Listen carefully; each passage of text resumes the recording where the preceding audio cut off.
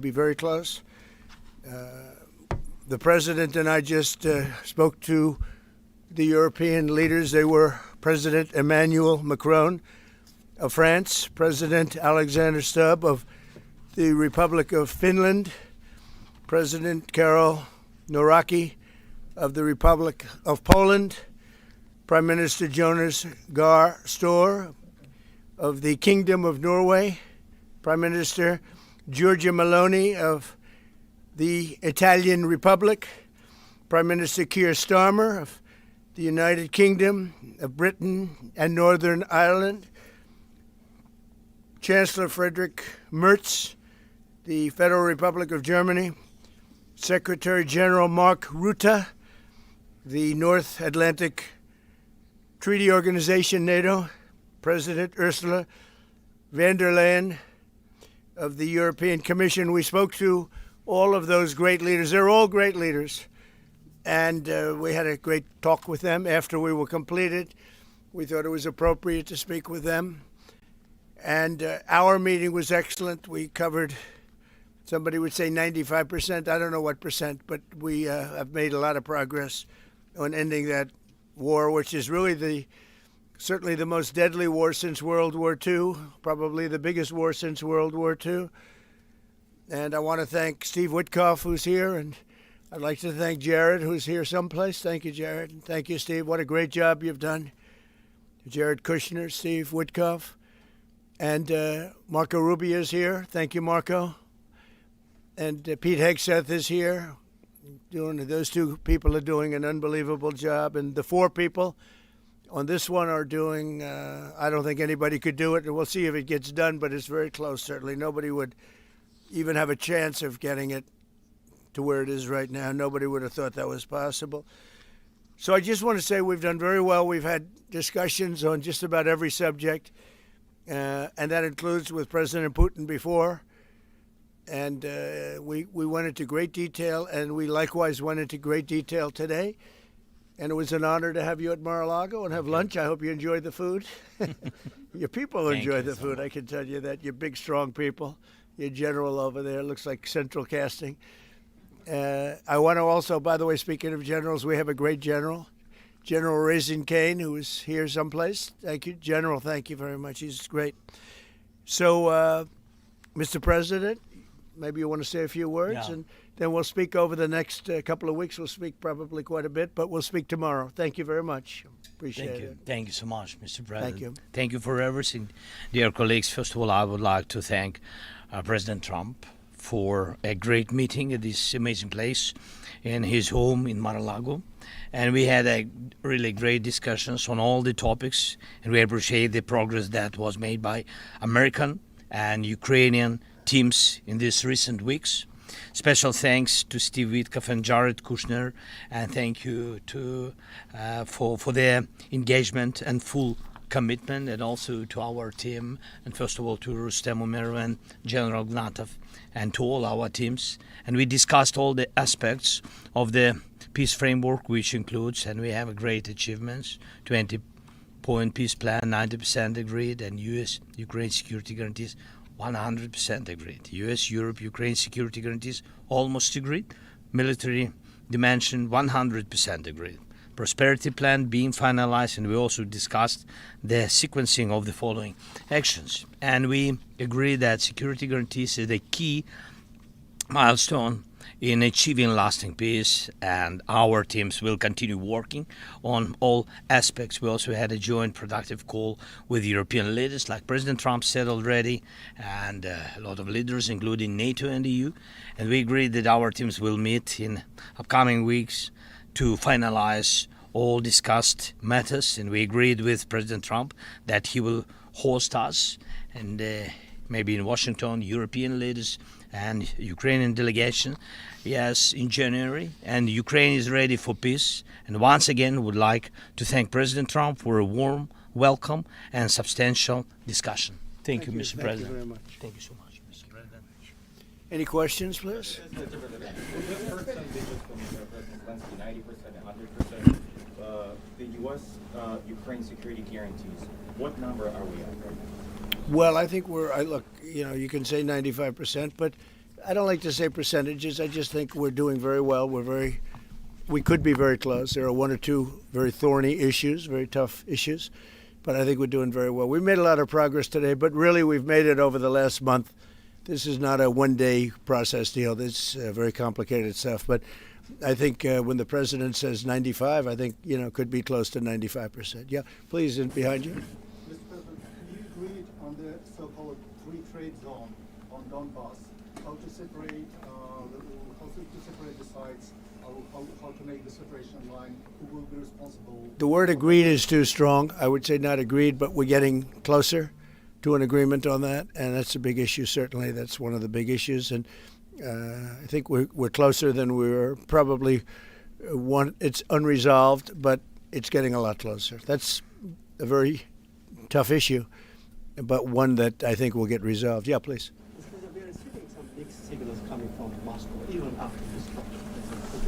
Can you assure us that you have received written or any formal response from them? Well, what was the issue? You have to tell me. What did they say? So they are telling that Ukraine has to give up Donbas.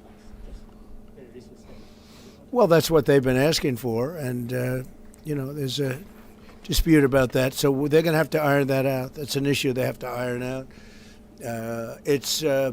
But I think it's moving in the right direction. You can reject or delay the solution of peace agreement that you try to achieve. If something doesn't happen, you mean if something doesn't happen?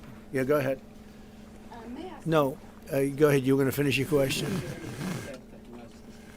Well, we'll see. Look, we'll see. But I don't want to talk about that because I think we're getting pretty close. Yes, please. may I ask the President of Ukraine Please. yes, about territorial question. Mr. President, what is your take on Donbas status? Are you prepared to see it as a free economic or demilitarized zone?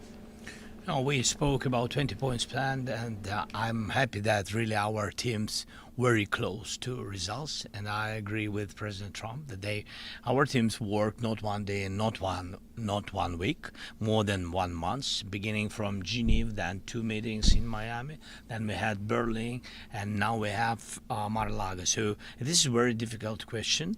You know our position, so it's we have to respect our law and our people, and we respect the territory which we control. And of course, our attitude is very clear. That's why President Trump said this is a very tough question, and of course we have with Russians different positions on it. And have you discussed referendum about... No, when we speak about referendum, we spoke that it's one of the key. We can have referendum on any kind of points of this plan. I said that we can use referendum like for the plan, or we cannot use referendum. It's one of the key. We can use, this possibility of Parliament to vote according to the law or to have referendum. It doesn't matter. This referendum, if the plan will be very difficult for our society, very difficult, of course our society has to choose and has to vote, because it's their land, the land not of one person, it's the land of our nation for a lot of generations. They'll probably have to get their plan approved by Parliament or by referendum of the people. You would think that they want, I know they had a poll that it's 91% in favor of ending this war, so they want to end it like everybody wants. Russia wants it ended, everybody wants it ended, and we want it ended. I want it ended because I don't want to see so many people dying. We're losing massive numbers of people, the biggest by far since World War II. So we want to see it ended, absolutely. President, Yes. so you said at the top that you plan to speak again tomorrow. Is that correct? I might. It depends on what happens tomorrow. If there's an additional something to add, otherwise there's no reason to. We're in the process. Jared and Steve are working very hard to get something done, and if there's something that comes up, I'd speak, but otherwise I don't think there's any reason to. In your mind, sir, what are the thorniest issues still unresolved after the? Well, I think the land you're talking about, some of that land has been taken. Some of that land is maybe up for grabs, but it may be taken over the next period of a number of months. And you're better off making a deal now. Look, let me tell you, they have been very brave. They fought very hard and continue to fight very hard and do tremendous damage. But Russia would like to see it end, and Ukraine would like to see it. And I think it's time to end. And a lot of very brave people, a lot of people that are dead right now, unfortunately, because I've said, and nobody's disputed it, that if the election weren't rigged and stolen, 2020, you wouldn't have had this war. It would have never happened. And it didn't happen for 4 years. Never was even thought to happen. And I spoke with President Putin. I got along with him very well, despite the Russia hoax, which was a total hoax. He used to say, what is going on over there? But it was a total hoax, as he knew and as I knew. But I spoke to him, and we'd talk about Ukraine. I've said it before. It was the apple of his eye, but he wasn't going to do anything about it. He didn't do anything about it until I was gone, and then a lot of really bad statements were made by people, by a lot of people, I guess, but by a certain president that we had who was a disaster. Yes? Do you anticipate going to Ukraine if you can get to an agreement? And I know I'd you have no said problem earlier- with doing it. You know, I have no problem with doing it. Don't anticipate it. Would like to get the deal done and not necessarily have to go. I've offered to go and speak to their parliament.